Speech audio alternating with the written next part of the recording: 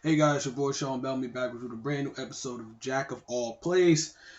I got my tablet right here with all my notes and stuff, and again, this is episode 6 of Jack of All Plays. When we're on this podcast, I cover football, basketball, and baseball news of the week for the week that I like to, talk about.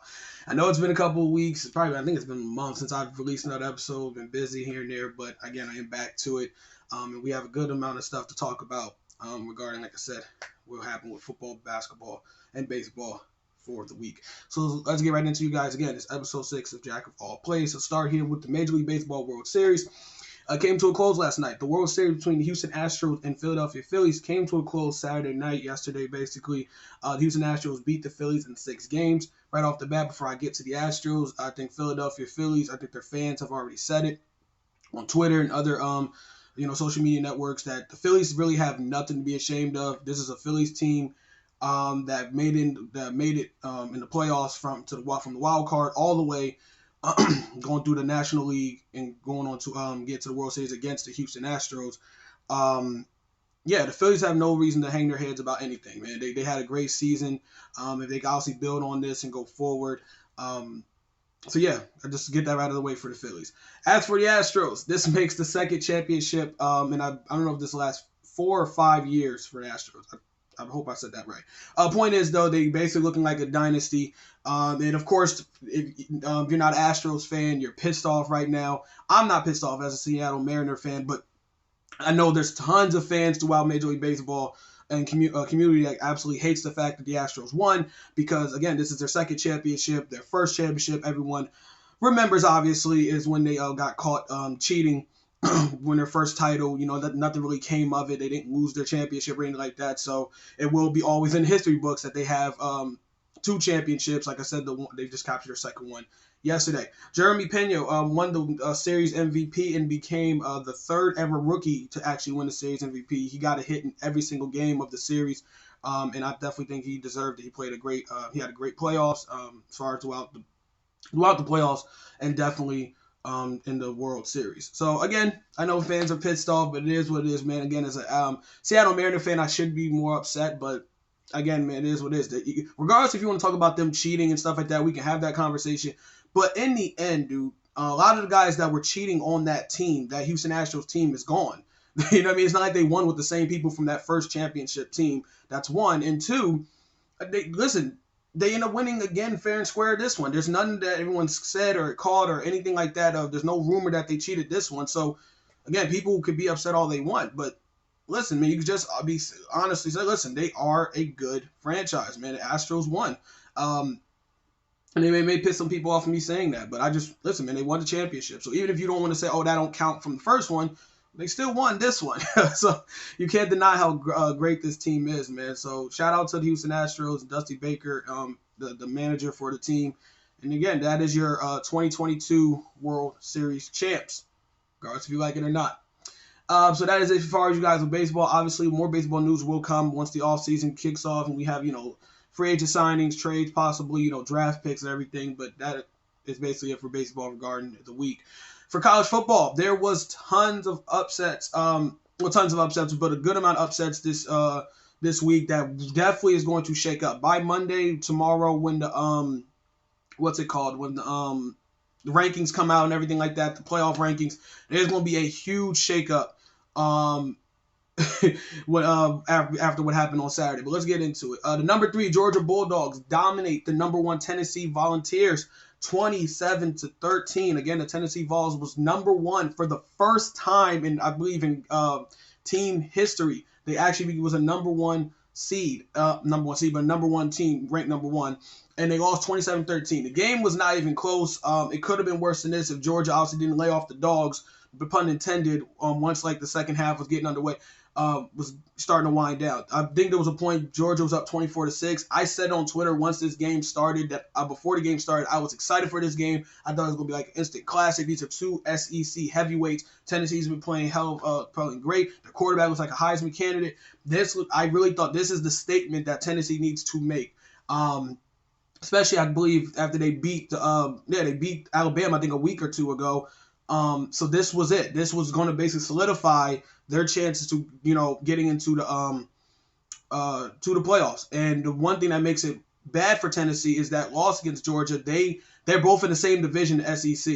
I think they're both in the SEC East. So that really hurts Tennessee's chances to even get to an SEC championship game, because Georgia not only beat them for like just a tiebreaker.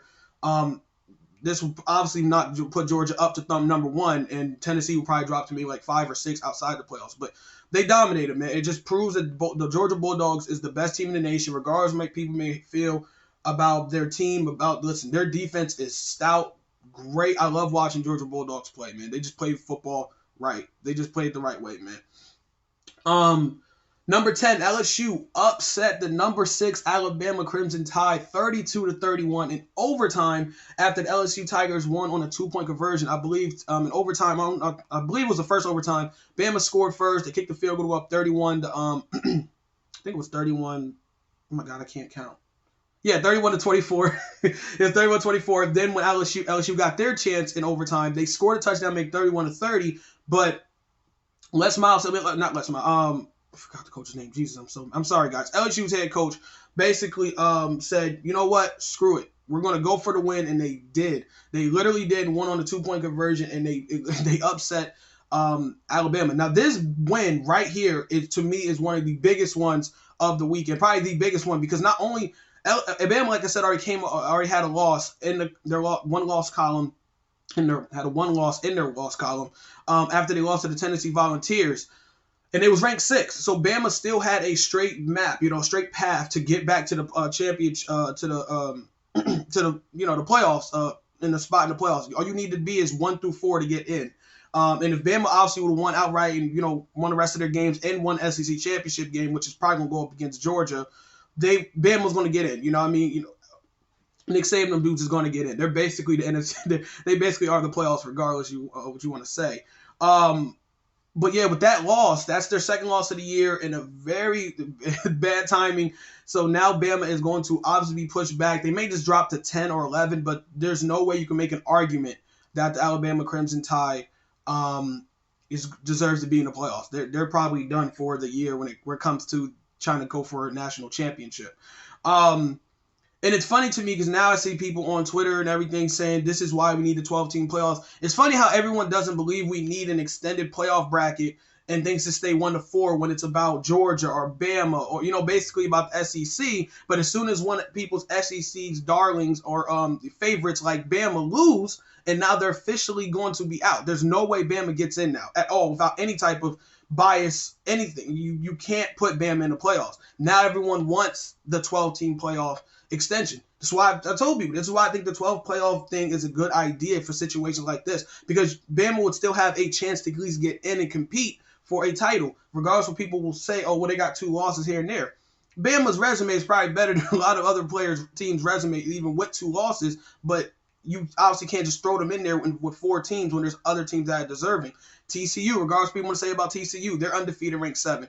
USC at 9 is still there. Michigan is still. I mean, there's other teams that are still deserving than Bama is at this point. So, I'm sorry to ramble it here, but the point is Bama's out. Bama's out. Now you guys want this 12-team playoffs because, again, Bama has no chance with the situation is right now with there only being 4 teams. That's basically what I was trying to say. I am not an Alabama hater, by the way. I love Bama, but yeah, they're done. So shout out to LSU. This win by LSU as well. I mean, they're ranked number 10 coming into this game, so they could be possibly 6 or 5. They may jump, I don't know, maybe a few teams to get closer because that's such a huge win. And I feel like they came under the radar. I have not been paying attention to LSU at all, honestly, this year.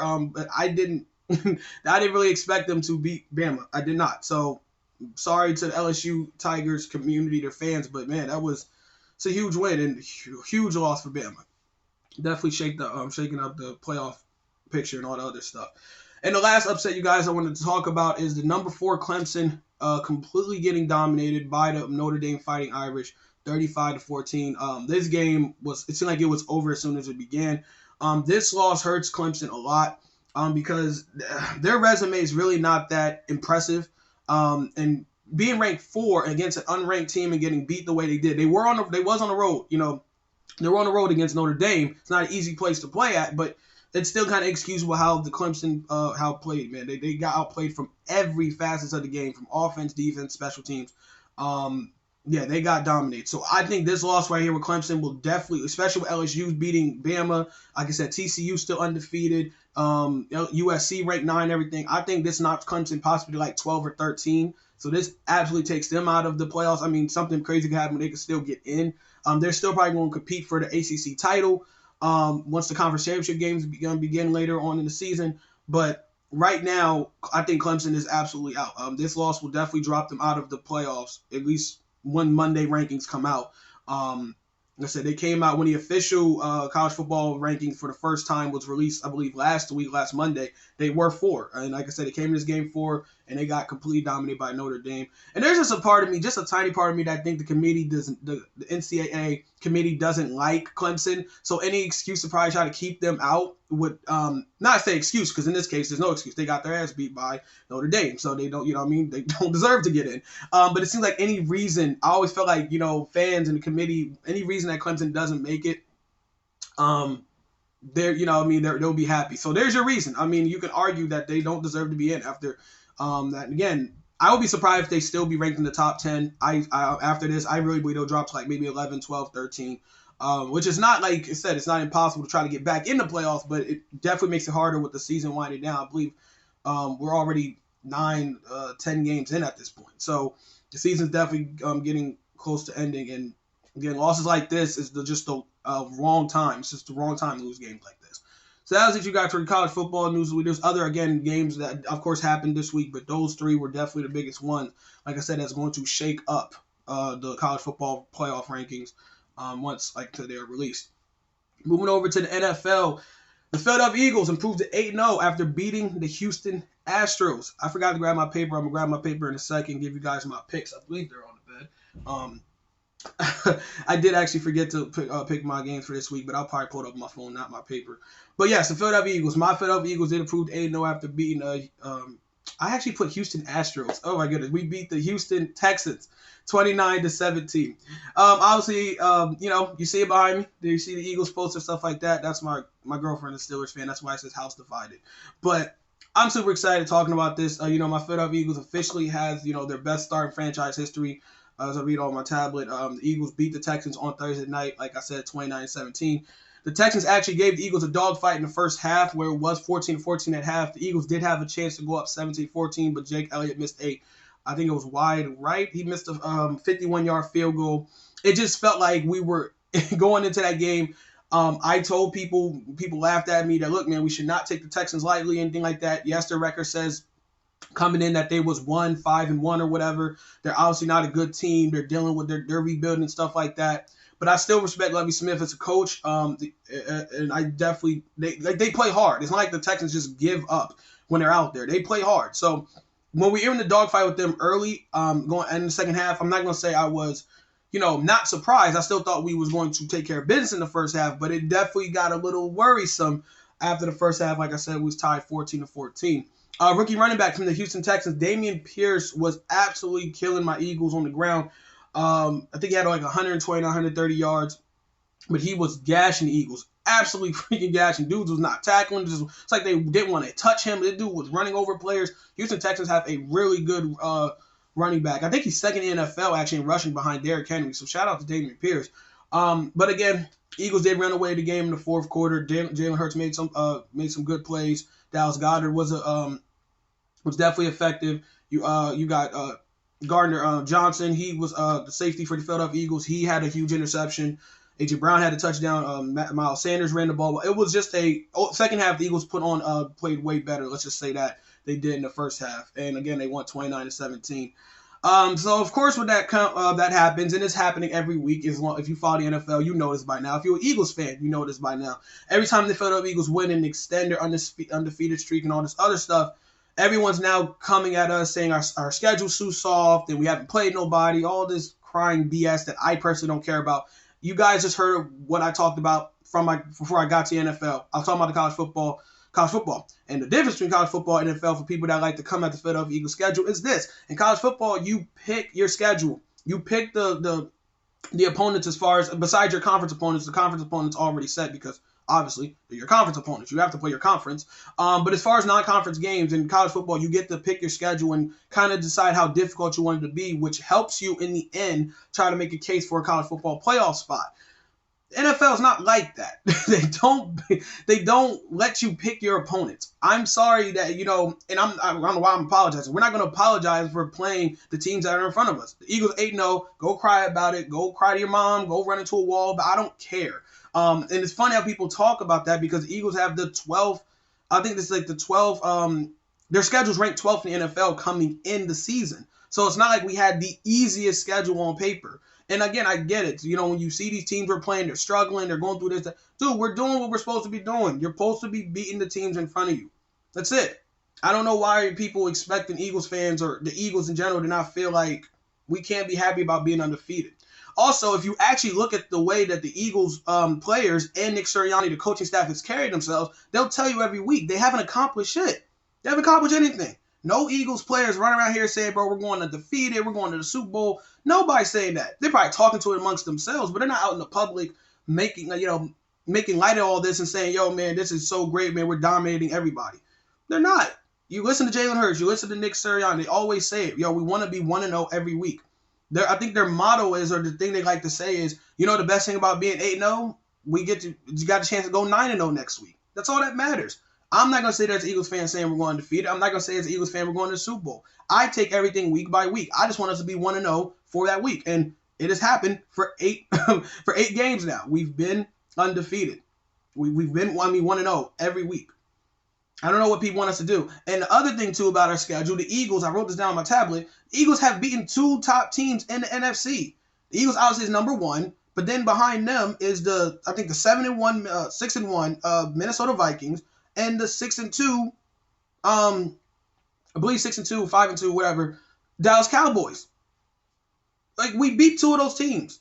I don't know if everyone, those are 2 teams that are actually good in the NFC. And again, as an Eagles fan, I'm not afraid to admit Dallas is a good team. They have a great defense led by Michael Parsons. I think Dak Prescott is a good quarterback. He didn't even get to play the Eagles in that matchup, but I don't care. I mean, we took advantage of it. I don't care.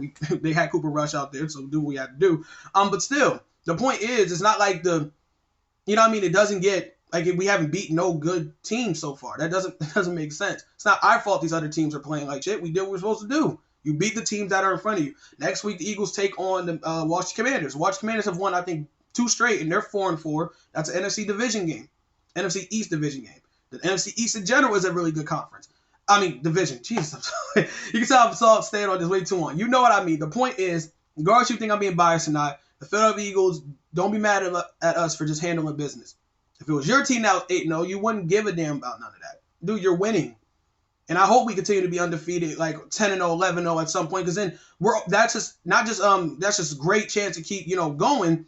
That puts the Eagles in the chance to clinch a playoff spot by the time maybe December rolls around. Like in the middle of December, they're already like, well, we don't really care about the rest of these games because we can sit our guys, get them healthy, get that number 1 seed, and just relax for a week and try to get our way to the Super Bowl. So, yeah, whatever. Go cry to a wall, man. Eagles won on Thursday night. Running back Alvin Kamara defends teammate Michael Thomas. So it's reported that New Orleans Saints wide receiver Michael Thomas was placed on injured reserve this week, IR for people for short, this week with a dislocated toe that requires surgery, and he will be out for the rest of the season. The veteran wide receiver Michael Thomas has dealt with injury issues, but fans have started questioning his dedication since getting the $100 million contract from the Saints. Evidence to that is that a lot of people's evidence that is they think he did not care about playing once he got the contract because he chose to wait on having ankle surgery, I believe a year ago, that cost him to not play. I think last year. So obviously, when this came out, as far as when he's hearing all this, running back Alvin Kamara, Michael Thomas' teammate on the Saints, he came out and said it just makes it sick to his stomach. It irks him that he sees people basically coming at Michael Thomas saying he doesn't care about playing this and that. And I think Alvin Kamara is doing the right thing, man. That is your teammate. I'm pretty sure Alvin Kamara didn't just come out and say, yo, this irks me. Let me talk to somebody about it. I'm pretty sure a reporter probably asked him, how do you feel about hearing all the things people are saying about Michael Thomas, your teammate, your brother, all this other stuff. And that's what it is, man. He's just defending himself. I'm not here to come up Alvin Kamara for that. As far as Michael Thomas is concerned, I'm not going to sit here and think the man is, faking injury or doesn't care about playing because he got a huge contract. We have seen that in history where that does matter, no matter what league you're talking about, though. We have seen that, when players get the contract and don't want to, really put the work in after they all get all that money and that guaranteed money that comes with the contract. But again, I'm really much on this, man. I didn't want to sit here and blast Michael Thomas. Do I agree with the fans are saying? No. But I could see where people are going to get that from. Because, again, a lot of people like coming up with their theories of, once a guy or athlete gets the money, all of a sudden this is happening and this is happening. But, people are going to stir up something, just to get clicks or, make some out of nothing. It just sucks. I think Michael Thomas is 29. I think he's a very good wide receiver. I would argue he was top 5 when he was healthy a couple years ago. But the issue is he's just having these injury problems that's really caused him to sit out for the rest of the year. Like I said, it's crazy. We're literally in the middle of the year and he's now out for the rest of the season. It's insane. But that's what's going on, man. So I'm not going to bash him about it. It is what it is. Hopefully he comes back fully healthy, and I understand completely what Alvin Kamara was doing defending his teammate.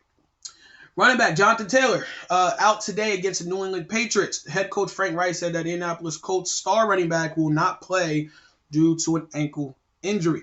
Not much way to say on this. I love Jonathan Taylor. He was a rushing champion, I believe, last year. Had a hell of a season with them, but he's dealt with some injuries as well this year. That I think he's already been sidelined once for a couple weeks or so when he had an ankle injury. I think it was ankle injury before.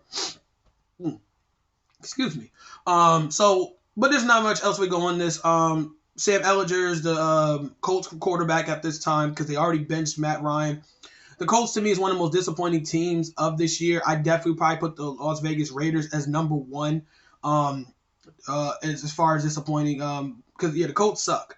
There's really not much to say about it. With Jonathan Taylor being out, this doesn't do anything for me, but just one, hope that he comes back healthy, fully healthy. And 2, I'm definitely probably going to pick against the Colts when I give you guys my picks for this week today on Sunday. I keep saying but that's pretty much it. The Colts is not good. Again, they already benched Matt Ryan for Sam Ehlinger because Matt Ryan was playing horrible. I keep saying the Tennessee Titans all basically swept the Colts this year. So again, I don't really in their own division, so I really don't really see much for the Colts. I actually don't have the Colts going to the playoffs. That's how I think it is. The season's not over for them yet, but it's just the Colts aren't good. And with John Taylor being out, I think this is going to be just another game against the Patriots. I think they're on the road against the Patriots, and then they will lose to Bill Belichick and them dudes. That's just my prediction. And the last thing you guys hear for NFL news of the week here on Jack of All Plays, episode 6. NFL teams want the trade deadline pushed back. Originally right now, and how it's been for a very long time, the NFL trade deadline did end this past Tuesday. I think it was Tuesday at 4 p.m., whatever. And, there was some moves here and there. It actually was exciting. Usually at times of these trade deadlines, it could be NBA or NFL. These stuffs be very, very boring at times where there's no moves. Obviously, teams are not just going to make moves like it's Madden or 2K and just push, just because fans want it. But it does get boring when you sit throughout the entire day. The trade deadline ends at a certain time period on that day, and there's nothing that really happens. But the NFL did have an exciting one this year. There was some good moves, some huge moves.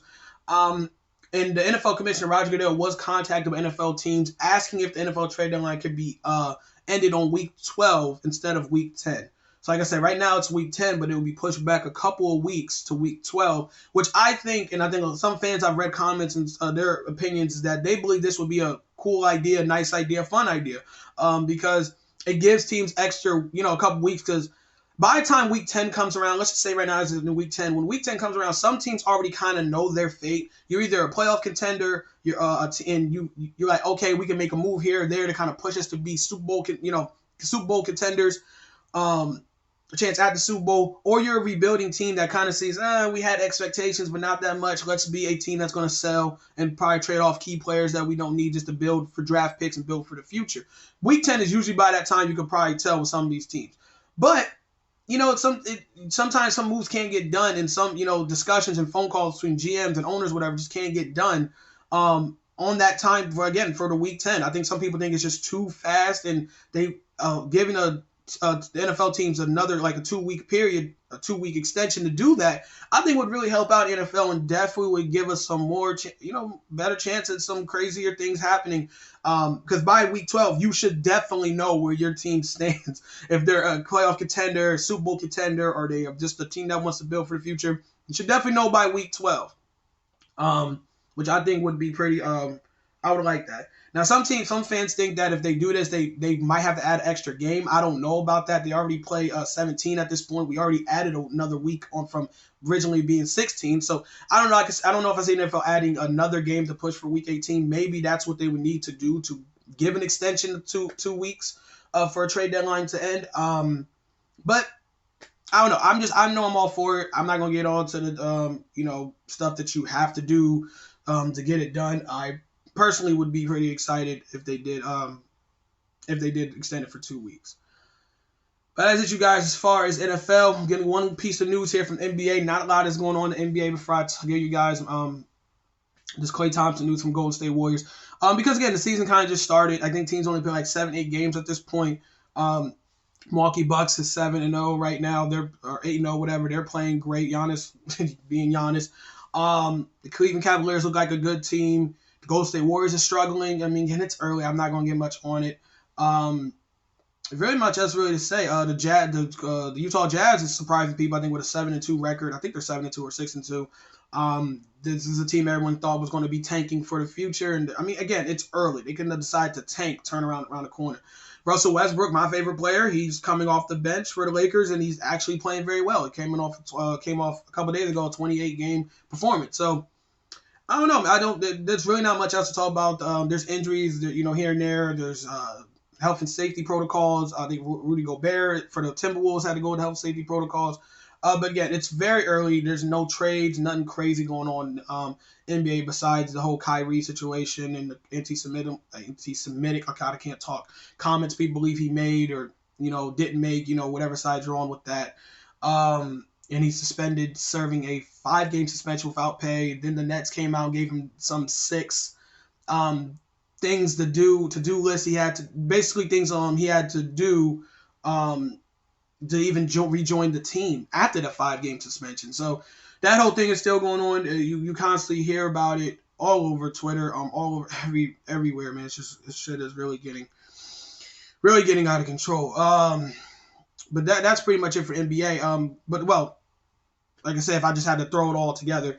One thing here, though, is Klay Thompson is not playing back-to-backs. It was reported by Golden State Warrior head coach Steve Kerr and he did confirm that star shooting guard Klay Thompson will not be playing back-to-back games this year.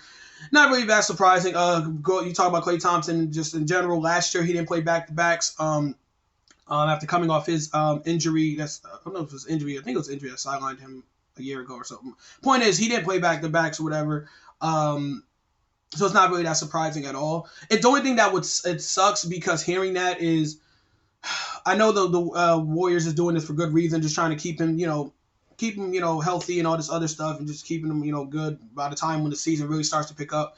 But it will suck from the for our fans because you don't know when that was. You can see on the schedule what the back-to-backs are.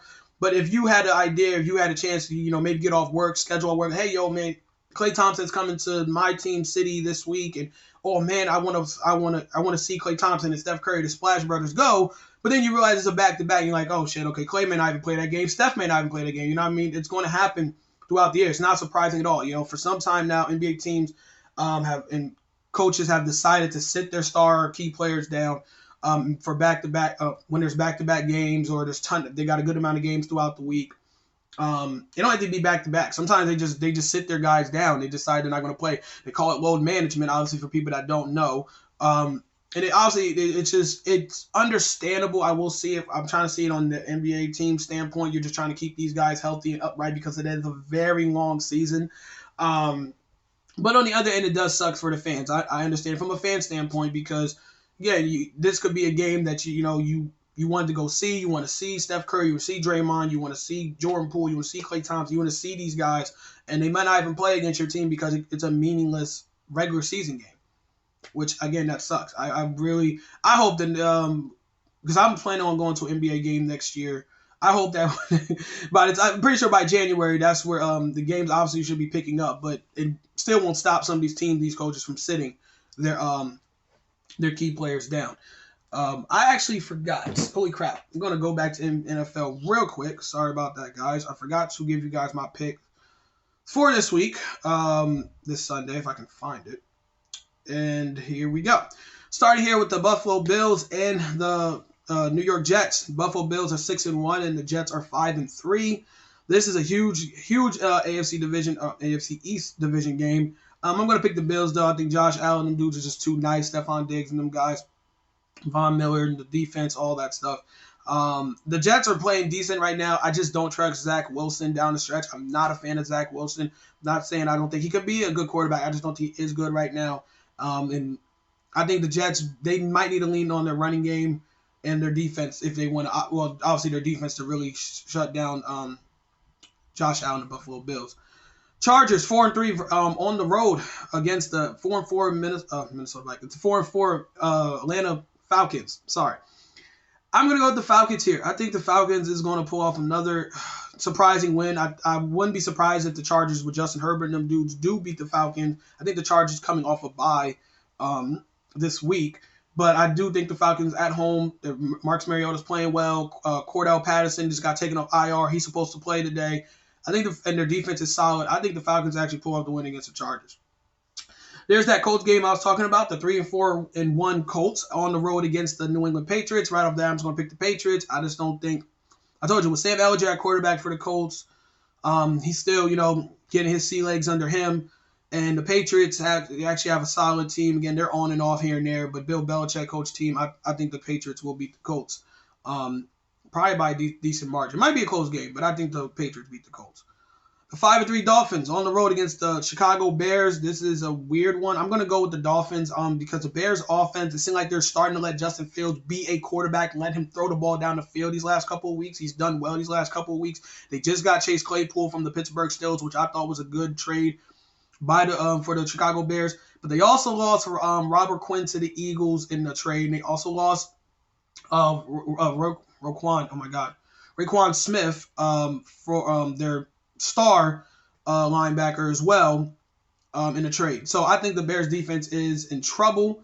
And I think the Dolphins with Tua, Waddle and Jalen Waddle and Tyreek Hill and them dudes. And they just also added Bradley Chubb. I forgot about that. The Dolphins got a huge splash before the trade deadline ended. So the Dolphins is trying to make a push to be a playoff team as well. So I think the Dolphins wins this one pretty easy in Chicago. The 3-5 Green Bay Packers, struggling with Green Bay Packers against the struggling Detroit Lions. Basically, NFC North division game. I really don't have much to say. Aaron Rodgers and the Packers are not good. The Lions, you thought they was kind of turning a corner this year after the first 2-3 weeks of the season, but they kind of came back down to earth. They're 1-6. Excuse me. I wouldn't be surprised if Detroit win this game at home. Oh, my God, man. It's so weird. So weird, dude. This game is so hard because I don't know what type of Packers team we're going to get. Sometimes the Packers look like they could be a decent team. The other times they just look completely awful. I'm going to pick Detroit. I think Detroit's going to pull off this win. I don't know. It's Aaron Rodgers, though. I don't know, man. They've just been so weird. Give me Detroit. I think Detroit's going to pull off this upset, man. That was called upset, but just give me Detroit, man. It's so weird, man. Green Bay is such a strange team. Actually, I'm changing my pick. Just give me Green Bay. I don't know, man. I'm flip-flopping. Green Bay, I think, wins a close one, man. I would not be surprised if Detroit would. Just because Detroit, just to me, they just do things. They've just done these things recently that just, I don't know what to say. These teams are so weird. Just give me Green Bay, man. Whatever. The Carolina Panthers 2-6 versus the 4-4 Bengals. The 4-4 Cincinnati Bengals came off getting their ass kicked last Monday against the Cleveland Browns. The Panthers have played some decent ball the last couple of weeks. They came off overtime loss against the Atlanta Falcons last week. But I'm going to go with the Bengals. I think Joe Burrow and them dudes obviously going to come with some revenge because after getting embarrassed by the Browns, I think the Bengals win this one pretty easy.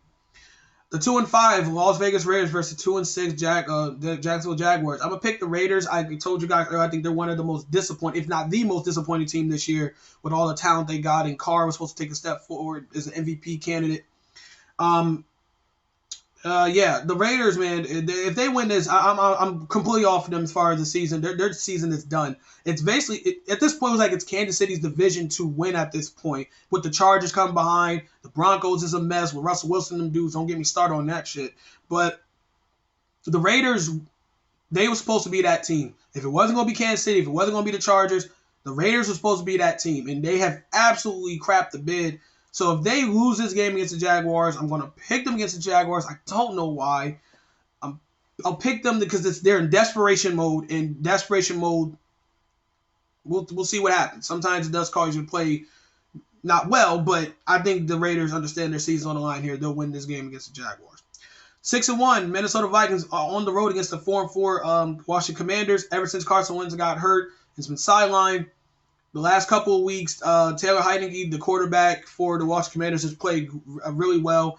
It seems like Washington has a new, some new life. Again, they won 2 straight. They're 4-4, and they're at home. They're feeling good. And again, it's a huge game for for Washington because, like I said, after this week they go at home. They're on the road against my Philadelphia Eagles in a huge NFC East division contest.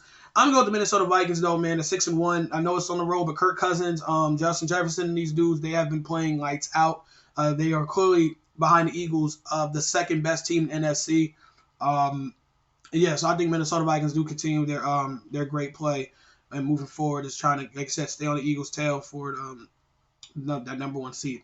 The 5-3 Seattle Seahawks did not see this coming versus the 3-5 Arizona Cardinals. I'm going to go with... I'm going to go with the Seahawks on the road. I don't know. The Cardinals, I just don't trust the Cardinals. Kyle Murray and them dudes have been very, very, just have not played well throughout the season. I believe they're coming off a loss I think they lost to Minnesota last week. I forgot who they lost to last week. But listen, the Seattle Seahawks, man, they know who they are. With Pete Carroll, Geno Smith, their running game and stuff like that, their defense is playing well. I think the Seattle Seahawks is actually, they're going to win. And it's so crazy. I think they're leading the NFC West right now. Like, Jesus, what is going on with the Rams, the Cardinals, the Niners? The Niners is kind of picking it up. But Jesus, that division it's just not looking the way I thought it was going to look. Speaking of the Rams, the 3-4 Rams are on the road against the 3-5 Buccaneers. A huge game for both teams. Just for the Buccaneers to try to keep pace with the Atlanta Falcons, who thought they was going to say that in 2022. And the Los Angeles Rams, Super Bowl champs, coming off their Super Bowl year. They're Matthew Stafford, Cooper Kupp, and Aaron Donald, them dudes, Jalen Ramsey. They're not playing good football right now. I believe they are coming off a bye as well. I think the Rams are. So I don't remember if the Rams made any moves during the trade deadline. So I don't know if they improved or not improved their team, whatever. I'm sorry, I didn't see anything. But the Rams. This game is crazy. Because, again, both these teams are struggling. These are two teams, obviously, when this game was scheduled, you thought by now this would be kind of like a fight for NFC supremacy on top of the standings. But right now, both these teams are looking from the outside in right now as far as if the playoffs ended today, if the playoffs started today. I'm going to go with I'm going to go with the Rams here, though. I do think they got, I don't know, man, that is a tough one. Tom Brady has not played well all year. Their defense has been good. It's been, if you want to say which one's better, offense or defense, it's definitely been their defense. Oh, wow. I'm going with the Rams, though, man. I'm picking a lot of road teams this week. But I got the Rams. But I think Matthew Stafford and them dudes, again, another desperation game. Both teams are desperation mode, but I think the Rams squeak out a win against the Buccaneers. And the Sunday night football game, you have the Tennessee Titans 5-2 versus the Kansas City Chiefs 5-2. I'm picking the Chiefs easily. I'm sorry. I'm not just saying that because they're at home. I'm not just saying because they have Patrick Mahomes. I'm not saying they got Travis Kelce. I just don't trust the Titans. I don't think the Titans are good. I think they're the worst 5-2 team right now, if there is that stat out there for the season. I don't trust the Titans. I think they just benefit playing in a horrible division with the Texans, the Colts, and the Jaguars. I don't think the Titans are that good. I love Derrick Henry. I don't think Ryan Tannehill is a good quarterback, or at least a quarterback is going to lead you to a title or anything like that. I don't believe the Titans are a good team, man. They're 5-2, so obviously they're shutting me up. But I think their record is it's fraudulent. I don't believe in the Titans at all, man. If the Colts just take care of their business, we wouldn't be having this conversation, honestly. I thought the Colts was going to sweep the Titans this year. But, again, that's just me. I'm completely wrong, and I will admit that. And if the Titans make it to the playoffs, kudos to them. But I just think the Chiefs want to win this game by at least 2-3 touchdowns. I think Patrick Mahomes and them they're clearly the better team. I don't know. Yeah, I do know. I think the Chiefs win this game easily. In the Monday Night Football game, you have the 5-3 Baltimore Ravens on the road against the 3-5 Saints. I'm gonna go with Lamar Jackson and these guys. I don't know if this because it's on the road. They're in New Orleans, so I'm not gonna say it's gonna be a blowout. But I think the Ravens are feeling good right now. They made a huge trade. They're in the trade deadline. It's this past week. And I think they are starting to come to form. And I think that division in AFC North is that's the division right now for the Ravens. It's the Ravens division. The Steelers is rebuilding. They're going through stuff. Like I said, they traded Chase Claypool. Cincinnati Bengals have been on and off after they looked like a contender a year ago, or at least coming into this year. And the Cleveland Browns, they're still waiting on Deshaun Watson to get back. They've been on and off. That division is for the Baltimore Ravens to win. I think Lamar Jackson and Harbaugh and them is really going to try to take that step to go to 6-3 for after this week is said and done. So those are my picks, you guys, and that is it for episode 6 of Jack of All Plays with your boy Sean Bellamy. Again, I appreciate the support, you guys. Like, subscribe, and all that good stuff. Hopefully, we have an exciting week of exciting Sunday of NFL games. I'm going to be sitting back and chilling because my team is 8-0.